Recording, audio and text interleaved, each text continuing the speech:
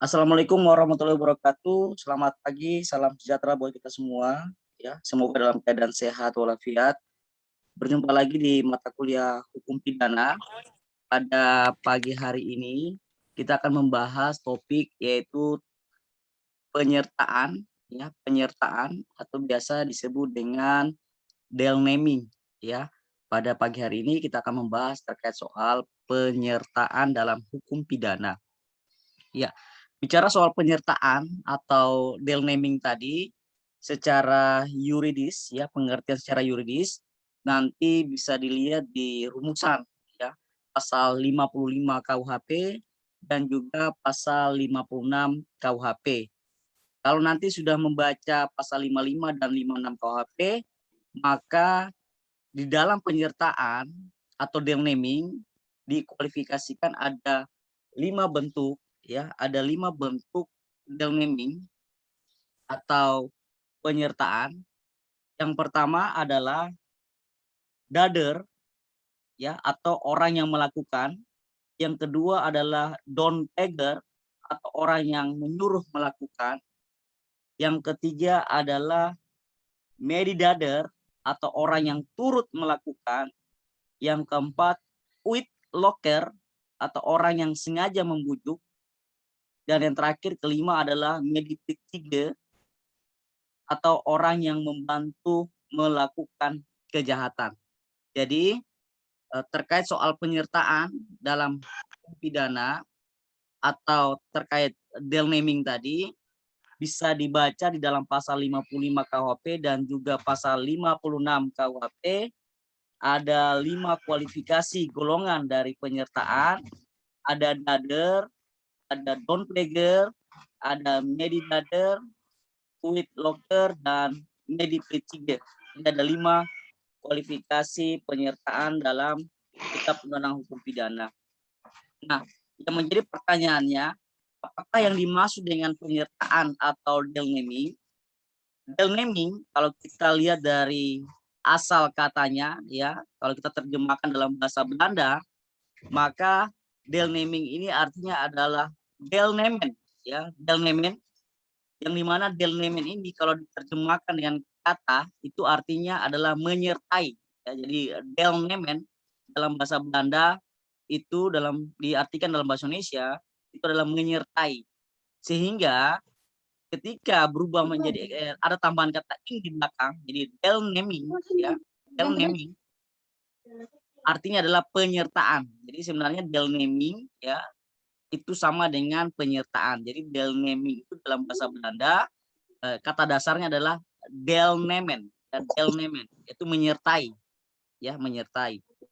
Nah, apa itu deelneming ya, deelneming dalam pandangan hukum pidana, bahwa deelneming ini atau penyertaan ini adalah di mana ada suatu tindak pidana ya, ada suatu tindak pidana atau ada satu tindak pidana atau suatu delik di mana pelakunya itu ada beberapa orang. Pelakunya itu ada beberapa orang. Jadi satu tindak pidana dilakukan lebih dari satu orang. Ya, contoh ada tindak pidana pemerkosaan, pelakunya ada 4. Ya, pelakunya ada 4. Jadi ada 4 orang melakukan pemerkosaan. Ini misalkan. Maka inilah disebut dengan deelneming atau penyertaan. Satu tindak pidana dilakukan lebih dari satu orang. Ya, dilakukan lebih dari satu orang. Kalau kita mengutip pendapat dari Profesor Satocit ya, Kartanegara, bahwa beliau mengartikan bahwa ketika bicara deelneming maka sebenarnya itu beberapa orang yang melakukan ya, yang melakukan tadi satu tindak pidana itu yang terdiri dari beberapa orang itu, setiap orang itu harus mampu bertanggung jawab. Jadi masing-masing punya peran ya, punya tanggung jawab. Apabila terjadi beberapa orang melakukan satu tindak pidana dan ternyata hanya satu orang yang bisa dipertanggungjawabkan, jadi contoh tadi 4 orang melakukan pemerkosaan dan ternyata tiga itu tidak melakukan apa-apa, hanya satu orang itu yang melakukan, ya. Maka tiga-tiga ini bisa saja tidak dapat dimintai pertanggungjawaban, hanya satu saja, maka tidak dapat dikatakan penyertaan. Ya, tidak dapat dikatakan penyertaan. Bisa? Oke, lanjut. Nah, Kalau Dale naming ya, Dale naming ini ya tadi ada 5 kualifikasi tadi atau 5 jenis ya, sebagaimana telah diatur secara yuridis di dalam pasal 55 dan juga 56 KUHP, maka Bapak akan menjelaskan satu persatu. Yang pertama yang Bapak akan bisa jelaskan adalah orang yang melakukan tindak pidana atau orang yang melakukan delik. Ya, tadi dalam bahasa Belandanya disebut dengan dader, ya, dader. Jadi dader. Ya, dader. Nah, dader ini ya adalah orang yang melakukan suatu perbuatan atau bisa disebut juga dia adalah pemainnya, dia adalah pemeran utamanya, ya. Dan dialah satu-satunya yang menjadi ya otak dalam melakukan suatu tindak pidana. Ya. Jadi orang yang melakukan. Jadi dia punya peran untuk melakukan suatu tindak pidana. Itulah disebut dengan dader. Ya, dader. Nah, dader ini harus bisa dibuktikan ya, dibuktikan apakah memang dia melakukan satu tindak pidana atau tidak. Ya, sehingga nanti antara dader dengan Don player itu nanti ada perbedaan, ya, ada perbedaan. Nah, sekarang kita masuk ke yang Don player ya. Tadi Bapak sudah sampaikan Don player. Don player itu atau orang yang menyuruh melakukan. Ya, orang yang menyuruh melakukan. Lazimnya Don player ini disebut dengan intellectual dader. Intellectual dader ya, lazimnya di dalam lapangan ya, di dalam praktek mereka menyebutkan adalah intellectual dader. Ya, tetapi dalam referensi, dalam teori, dalam bahasa Belanda penyebutannya adalah Don player, ya, Don player. Tetapi tadi di dalam praktek, di dalam lapangan mereka lebih menggunakan istilah intellectual dader. Orang yang menyuruh melakukan. Jadi kalau si A mempunyai uang banyak, dia menyuruh si B tolong membunuh si C, ya, tolong dibunuh orang itu karena saya nggak suka sama orang itu, maka orang yang menyuruh melakukan itu juga bagian dari tindak pidana. Walaupun dia tidak terlibat dalam melakukan pembunuhan, tetapi dia yang menyuruh si B melakukan pembunuhan terhadap si C, maka dia dapat dipertanggungjawabkan sesuai pasal 55 KUHP. Saya, orang inilah disebut dengan Don player atau orang yang menyuruh melakukan. Ya, karena dia punya uang, karena dia punya kekuasaan, akhirnya dia menyuruh orang lain untuk melakukan. Nah, orang yang melakukan itulah disebut dengan dader tadi. Bisa ya, karena dia melakukan tindak pidana. Dia otaknya sudah nih, ya, melakukan tindak pidana. Bisa ya. Jadi Don player adalah orang yang menyuruh melakukan. Dia tidak secara langsung melakukan tindak pidana, tetapi dia hanya menyuruh, memerintahkan. Itulah disebut dengan Don player, ya, orang yang menyuruh melakukan. Ya, ini pernah kejadian ya waktu zaman ketua KPK dulu namanya Antasari Ashar ya. Beliau terbukti menyuruh melakukan beberapa preman dan beberapa perwira tinggi di Polri untuk membunuh Nazarudin. Ya. Jadi Antasari Ashar mantan ketua KPK dianggap sebagai Don player atau intelektual dadernya, ya, dalam hal melakukan tindak pidana. Yang berikut adalah Medi Dader. Yang berikut adalah Medi Dader. Medi Dader ini adalah orang yang turut melakukan. Contoh. Mau dengerin kamu kasih untuk muka. Contoh, si A tadi ya, dia menyuruh melakukan tindak pidana terhadap si B. Si B mengajak lagi si C. Si C lagi mengajak si D. Jadi yang melakukan pembunuhan itu contoh ada B, C, atau D. Jadi tiga-tiganya ini dianggap turut melakukan. Jadi turut melakukan. Jadi semua terlibat. Oke, itulah disebut dengan apa tadi? Medi dader. Jadi turut melakukan. Ya. Kalau seumpamanya orang yang menyuruh melakukan itu dia juga terlibat melakukan pembunuhan. Tidak hanya menyuruh tapi dia juga terlibat, maka dia bergeser menjadi turut melakukan plus dia juga adalah orang yang menyuruh melakukan. Jadi turut melakukan ini atau medidadar ini adalah terlibat bersama-sama. Ya, terlibat bersama-sama. Itulah disebut dengan medidadar, yaitu orang yang turut melakukan. Jadi bersama-sama melakukan suatu tindak pidana. Yang keempat adalah witlocker, ya, orang yang sengaja membujuk. Jadi ini tolong bisa membedakan antara downpegger dan witlocker. Jadi orang yang membujuk, ya, berbeda dengan orang yang menyuruh. Bisa ya? Jadi orang yang membujuk berbeda dengan orang yang menyuruh. Kalau membujuk itu, ya, ibaratnya dia hanya memberi, ya, dengan kekuasaannya itu dia memberi keterangan, ya, dia memberi apa ya, kayak kesempatan untuk orang itu melakukan suatu tindak pidana. Ya, itulah disebut dengan witlocker, orang yang membujuk.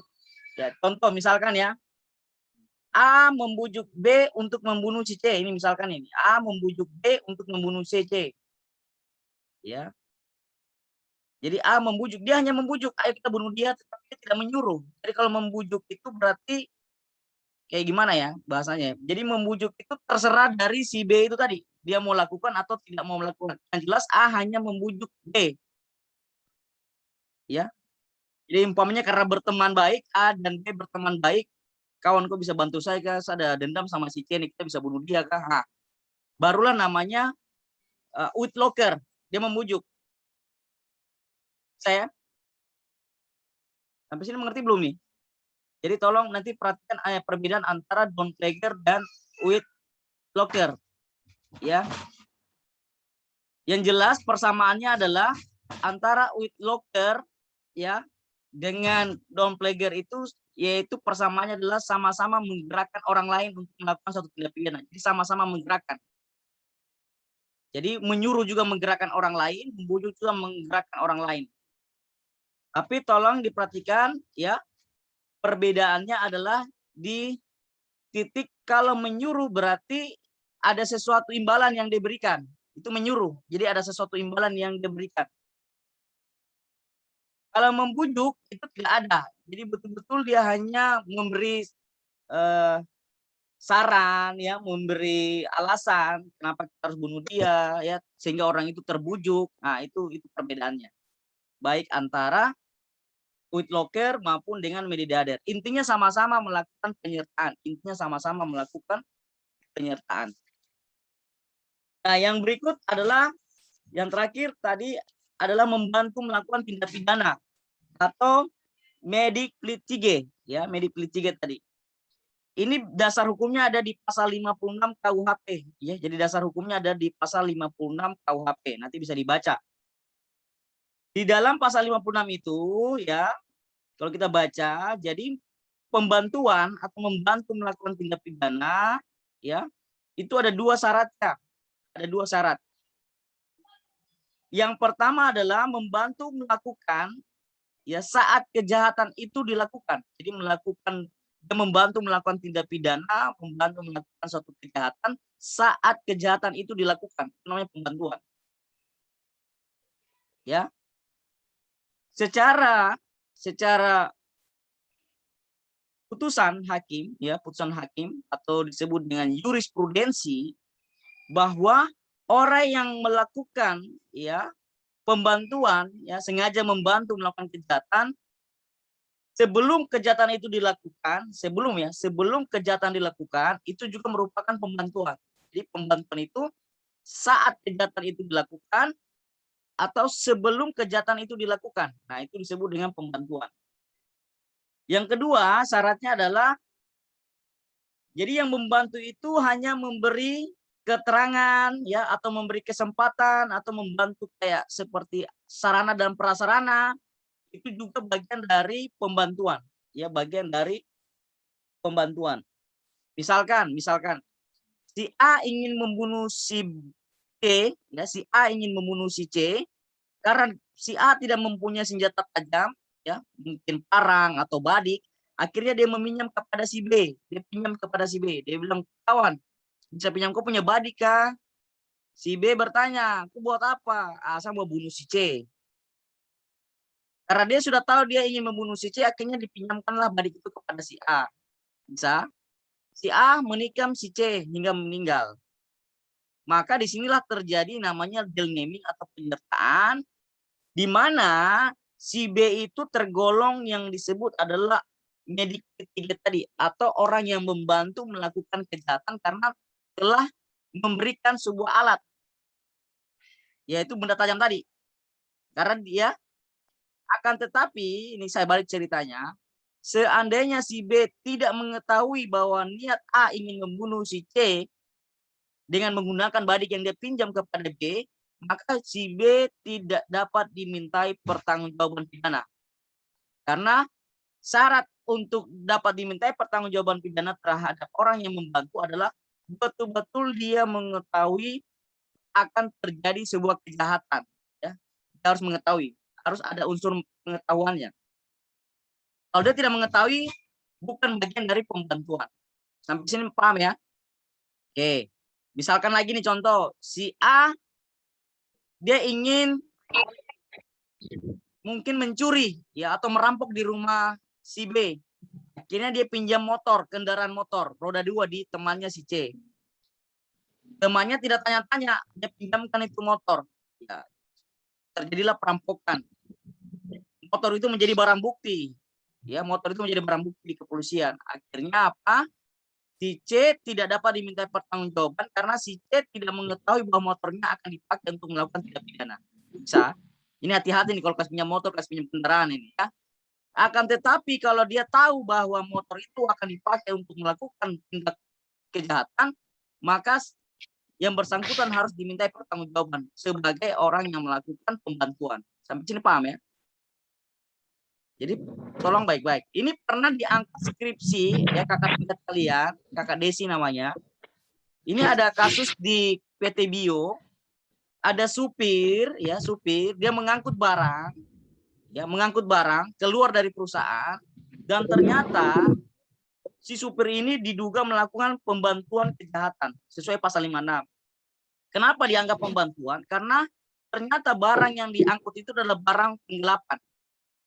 Ya, jadi telah terjadi tindak pidana penggelapan. Jadi ada barang-barang video, oknum-oknum yang tidak bertanggung jawab itu dia mencuri, mengambil dan menjualnya ke orang lain. Tetapi yang menjadi yang dijadi kambing hitam kan adalah si supir ini kasihan yang tidak tahu apa-apa.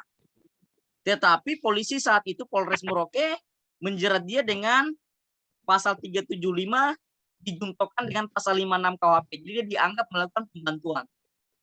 Tetapi di persidangan atau di dalam berita acara pemeriksaan, dia tidak sama sekali mengetahui bahwa yang dia angkut itu adalah barang penggelapan. Ngerti nggak? Paham ya? Dia tidak mengetahui bahwa barang yang di belakang ini, ini hasil penggelapan. Tetapi polisi, jaksa sepakat menjerat dia dengan pasal 56. Dan ternyata dinyatakan bersalah. Karena kenapa? Karena dia tidak didampingi oleh pengacara. Harusnya dia didampingi. Kalau dia didampingi oleh pengacara, advokat, ya, saya yakin pasti dia lepas dari jeratan hukum. Karena kalau berdasarkan pasal 56 tadi, ya, pembantuan, dia tidak memenuhi syarat.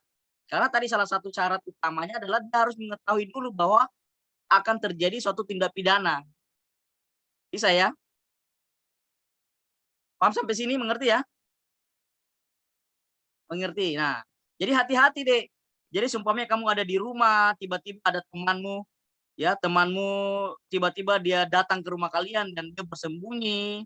Kalian harus tanyakan, kenapa kamu dari mana? Kalau dia bilang saya dari habis bunuh orang, maka saya sembunyi di rumahmu, ya kan? Ingat, kalian akan dijerat dengan pembantuan karena menyembunyikan pelaku kejahatan. Hati-hati. Bisa nggak mengerti ya? Jadi kalau sudah tahu bahwa kau habis bunuh orang, sudah keluar, keluar. Lama-lama saya bisa kena pembantuan pasal 56. Ya, saya sudah belajar sama Pak Mulyadi, hati-hati ya. Jadi hati-hati menerima orang juga. Jangan-jangan dia habis melakukan kejahatan dan dia bersembunyi di rumah Anda. Itu hati-hati. Bisa ya? Oke, itu terkait soal pembantuan. Nah, kita kembali lagi kepada materi tentang penyertaan tadi ya, bahwa penyertaan itu sangat penting dalam hukum pidana untuk melihat peran masing-masing pelaku ya, peran masing-masing pelaku karena nanti ada hubungannya dengan penjatuhan hukuman. Ya, penjatuhan hukuman, mana hukuman yang lebih berat? Apakah orang yang melakukan, apakah orang yang menyuruh melakukan, turut melakukan, orang yang membujuk atau orang yang membantu? Ya, itu nanti akan dilihat oleh majelis hakim dan jaksa sebagai penuntut umum. Untuk pasal 56 ya, pasal 56 itu ada pengurangannya ya, ada pengurangannya pasal 56 karena dia hanya turut membantu ya, pengurangannya hanya sepertiga dari ancaman hukuman. Jadi orang yang membantu melakukan tindak pidana nanti dia di pasal 56 dikurangi sepertiga dari ancaman hukuman di dalam pasal. Jadi kalau tindak pidana pembunuhan itu ancamannya 15 tahun dan dia hanya membantu melakukan pembunuhan, hanya membantu ya, maka bisa jadi dia hanya terkait soal pengurangan seperti itu. Ya, ini ada heboh di Kabupaten Merauke, sebenarnya ini juga mohon maaf kita belum bisa sebenarnya mendiskusikan, tetapi tolong kita ini saja ya, di silent saja. Kemarin saya mendapatkan informasi ya, ada dan sudah dirilis ya, seorang advokat melakukan tindak pidana penganiayaan dan pencurian ya. Saya menontonnya di YouTube dari akun langsung dari Polres Merauke. Ini berarti apa? Ternyata ketika saya membaca beritanya, ternyata ada unsur penyertaan. Jadi ada unsur penyertaan. Ya, ada unsur naming di situ. Karena di situ tidak hanya dia seorang advokat, tapi keluarga dan orang tuanya juga terlibat melakukan suatu tindak pidana. Ini sangat luar biasa ya bagi saya karena ini ada kaitan dengan materi ini gitu ya. Nanti bisa dilihat lagi di punya berita, tolong dilihat itu ada judulnya advokat melakukan tindak pidana penganiayaan ya terhadap pacarnya dan juga melakukan tindak pidana pencurian. Seperti itu ya. Dan kalau tidak salah orang tuanya terlibat dan oknum advokatnya juga terlibat. Seperti itu ya. Tapi ini di silent saja, anggap sih karena kita belum bisa memastikan karena ini masih proses pengembangan penyelidikan dan penyidikan, kita tidak bisa mendahului. Tapi ini saya hanya mengkaitkan dengan materi saja ya. Oh, itu adalah bagian dari suatu naming atau penyertaan ya. Pernah juga terjadi di daerah Kimam sana, Bapak lupa di mana, Wuhan atau di mana. Itu 12 orang melakukan tindak pidana pemerkosaan terhadap seorang perempuan, 12 pelaku. Ya, 12 pelaku. Ya, di daerah Wuhan atau Kimam saya lupa lokusnya ada di mana. Nah, itu berarti apa deh? Ada terjadi penyertaan atau tidak di situ kalau 12 pelakunya? Penyertaan atau bukan? Kira-kira bisa dijawab penyertaan atau bukan? Bisa dijawab penyertaan atau bukan kalau 12 pelaku melakukan tindak pidana pemerkosaan terhadap satu orang? Penyertaan? Halo? Penyertaan, Pak. Penyertaan ya? Ya, penyertaan. Pak. Nah, Karena lebih dari satu, Pak. baik. Nah, kalau penyertaan berarti perhatikan ya. Konsekuensinya apa? Konsekuensinya seorang jaksa ketika dia menyusun surat dakwaan dari 12 orang itu ya, seumpamanya dari 12 orang itu dia harus menguraikan setiap orang apakah dia itu bagian dari dader, bagian dari medidader dan seterusnya. Jadi harus diuraikan. Ya. Dianya ini perannya apa dari 12 ini? Dia orang yang menyuruh kah? Atau orang itu dia turut serta semua kah? Atau ada yang membantu kah? Atau seperti apa? Itu harus diuraikan secara jelas, cermat, ya. Tidak boleh ada kabur-kekaburan di dalam surat dakwaan. Sampai sini paham ya? Penyertaan. Jadi harus tahu dia terlibat ini apa, sejauh mana. Seperti itu. Bisa? Oke. Jadi cukup itu saja yang saya bisa sampaikan pada kesempatan kali ini. Ya, mohon maaf ada keterbatasan waktu. Jadi saya menyimpulkan bahwa materi terkait soal penyertaan atau naming di dalam hukum pidana itu sangat penting sekali ya, karena terkait soal pertanggungjawaban masing-masing pelaku, karena jail naming itu adalah artinya satu delik atau satu tindak pidana dilakukan oleh beberapa orang penyertaan.